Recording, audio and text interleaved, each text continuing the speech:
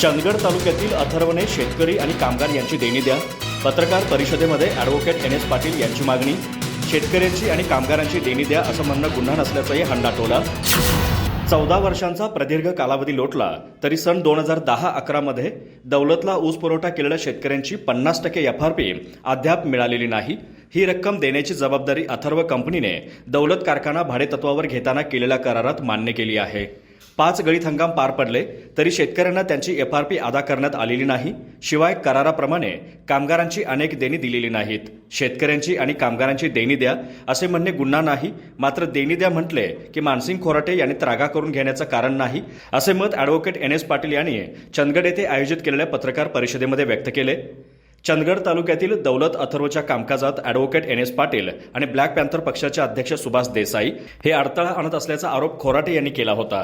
याबाबत बोलताना N S Patil म्हणाले, ऊसाची FRP देण्याबाबतची सुनावणी प्रादेशिक साखर सहसंचालक कोल्हापूर यांच्या कार्यालयात सुरू असताना त्या ठिकाणी गुंड आणून दहशत निर्माण करणे हे कृत्य अशोभनीय आहे. कर्नाटकातून येणाऱ्या ऊसाला थ्रू पास द्यायचा, मात्र तालुक्यातील शेतकऱ्यांचा ऊस 48 तासांपर्यंत अड्ड्यात ठेवायचा हे प्रकार यापुढे शेतकरी सहन करणार नाहीत. शेतकरी आणि कामगार यांची देणी देण्याबाबत टाळाटाळ करायची आणि मागणी करताच जनतेचे लक्ष इतरत्र वळवण्यासाठी बिनबुडाचे आणि खोटे आरोप करायचे ही पद्धत अथर्वच्या व्यवस्थापनाने सोडून दिली पाहिजे. चंदगड तालुक्यातील नियोजित कारखाना का बंद पडला याचा इतिहास मोठा आहे. 2019 मध्ये येथे आलेल्या अथर्वला त्याची माहिती नसेल.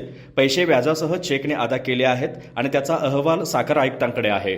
शेतकरी आर्थिक अडचणीत असताना त्यांना दिलासा देण्याचे सोडून गाळप परवाना मिळण्यासाठी 2010-11ची FRP देण्याची प्रक्रिया सुरू असल्याचे दिशाभूल करणारे खोटे पत्र अथर्वने साखर आयुक्तांना दिलं आहे. दौलतच्या संचालक मंडळाची मुदत 2014 मध्ये संपली आहे. त्यानंतर निवडणूक नाही, त्यामुळे अधिकार नसलेल्या संचालक मंडळाने केलेल्या करारावर बेकायदेशीर ठरतो असंही म्हटलं आहे. अथर्वला पोटशूळ का उठतो कळत नाही. जेव्हा जेव्हा दौलत अथर्वकडून शेतकऱ्यांवर अन्याय होईल, अन्य कारखान्यांपेक्षा कमी दर दिला जाईल, वजनाच्या बाबतीत शंका निर्माण होतील, त्यावेळी आम्ही आंदोलनाचा पवित्रा घेऊ. चंदगड तालुक्यातील जनता पेटली की कोणत्या प्रकारे आंदोलन करते हे AVH प्रकरणात आणि पोलीस स्टेशनवरील हल्ल्यात अख्ख्या जिल्ह्यानं पाहिलं आहे. या सर्व बाबींचा अभ्यास अथर्वने करण्यास हरकत नाही असा टोलाही प्रसिद्धीपत्रकात हाणला आहे.